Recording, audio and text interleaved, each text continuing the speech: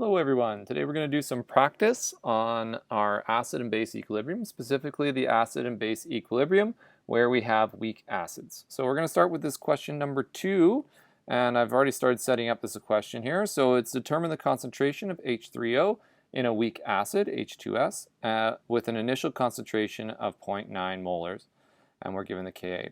So what you want to do is you want to set up that ice chart here. So notice that the H2S, even though it is polyprotic, it has 2 protons. We are going to treat it as each Ka value is representing 1 proton loss. So we are only losing the 1 proton, and there is theoretically another proton to be lost. This could form S2-, but this is very unstable in an aqueous solution, so we don't have to worry about that Ka as much. That's a whole nother bag of worms if we try to get into solving that. So the other detail that I'm going to do is I'm always going to give you questions where we can make the assumption that the effect on the original concentration for these weak acids is very small.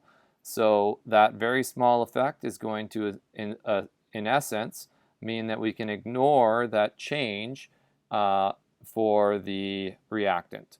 And we can focus on the amount of H3O that will come out, because that's what's going to affect our pH. So set up our Ka equation, replace the values you have, 1.0 times 10 to the negative 7 equals concentration of H3O, which is X in this case.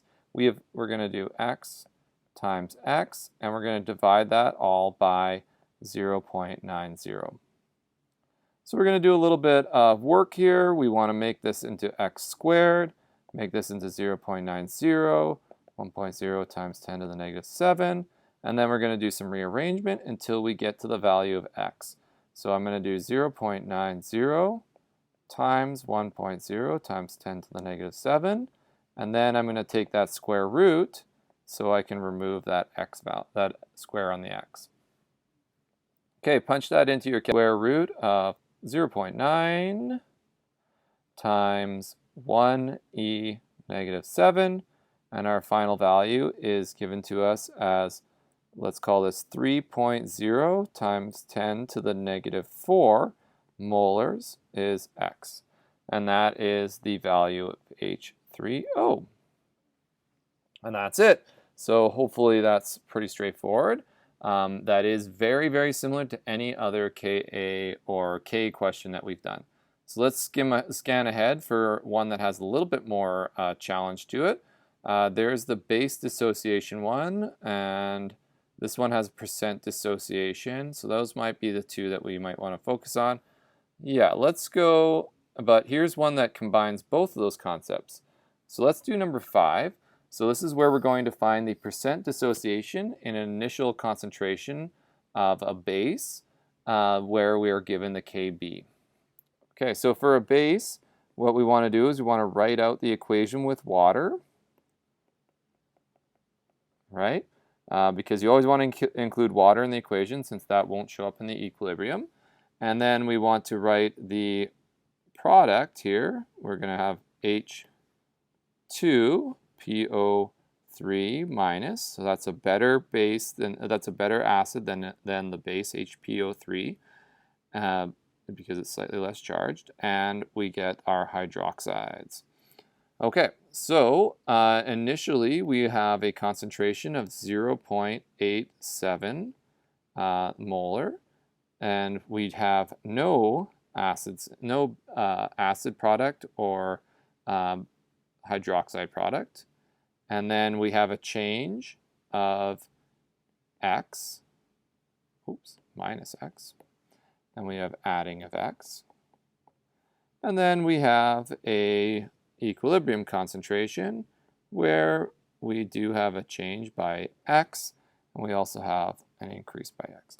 Now, if you are comfortable with using an equation solver like PhotoMath, then you actually don't have to make this estimation. A lot of those apps will be able to handle that value, and you can actually incorporate the entire equation into your expression. So here I'm going to take my Kb expression, the product which is the acidic product, right, times the concentration of hydroxide, since it's a Kb, it should have a hydroxide in it, and my equilibrium product, or equilibrium reactant there, which is the base that we're dealing with. Okay, I'm going to make that assumption that I told you to make earlier. Every question that we do here is we're going to assume that the x is very, very small. The Kb is still small, right, to the -7, so we're probably not going to have much of an effect. It's probably going to be about a square root of that, so that means that we're in the 10 to the -3 zone that we're going to see that x value.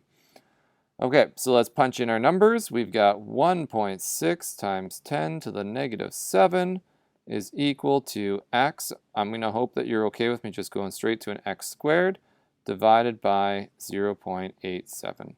So from this estimated value, we can just do 0.87 times 1.6 times 10 to the -7. I like it if you do all the steps. You know, skipping ahead is fine once you figure out the pattern. I'm sure that many of you will be able to just skip through it. But then if anything ever changes, you might not understand the fundamentals there, and you might only be able to do it in the given pattern that we're used to. Okay, so let's punch this value in. Square root, we can see that it's almost exactly the same calculation we just did, although the values are a little bit different. But we actually get essentially the same number as the first question we did, 0.0, I'm going to write it as scientific notation, just so I can practice my scientific notation. 3.7 times 10 to the -4 is equal to x. Okay, so that is a molarity.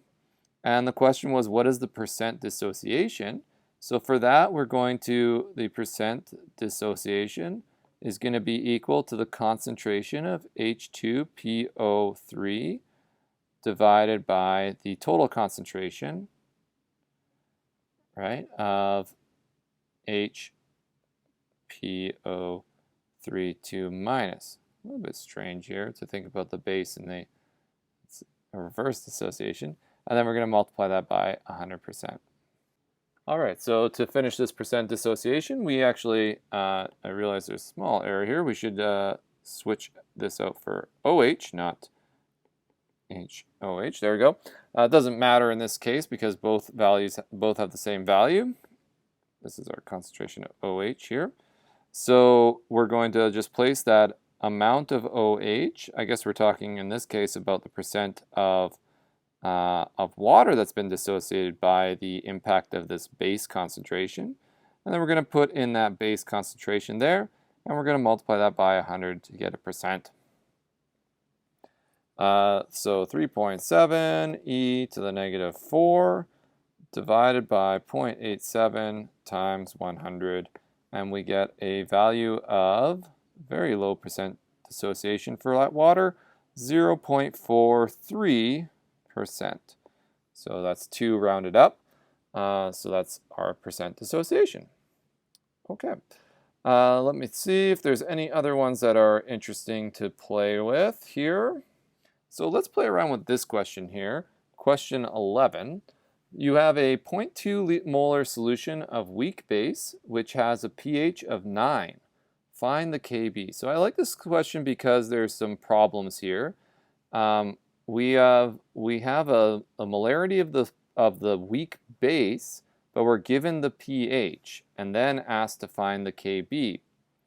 So there's a couple things we're going to need. One thing is that Kb depends on OH, right? So we need the OH concentration. But you're given pH. So this is where we're going to use that skill from, I think, lesson 5 maybe.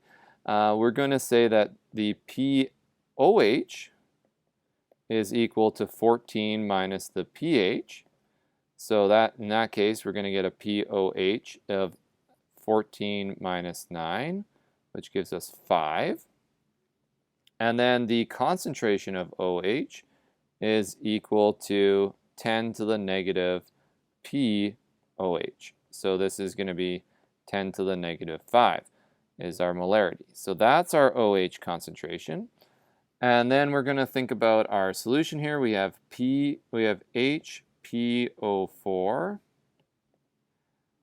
And it is saying this is a weak base, so it's acting as a base. Even though it does have a proton, it's acting as a base, reacting with water to give us, I believe this is the one we just did, HPO4 minus plus OH.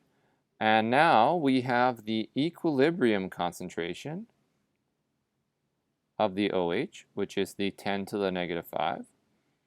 And we know that we started with 0, and we have an X. We also have the initial concentration, 0.02, and it lost an X. And we have a 0, and it gained an X. Well, if 0 plus X gave us 10.5, then X must be equal to 10.5, or 10 to the negative 5. So this is equal to 10 to the negative 5. We're adding that, so our concentration of H2PO4 is 10 to the negative 5. We can actually calculate this time. We don't have to say this is 0. We can just say that this is 10 to the negative 5 and see what happens when we take 0.2, and subtract 10 to the power of negative 5. And we get essentially 0.2, 0.1999 molar. And now we can find the Kb, because the Kb will be H2PO4 minus times OH minus divided by HPO4 2 minus.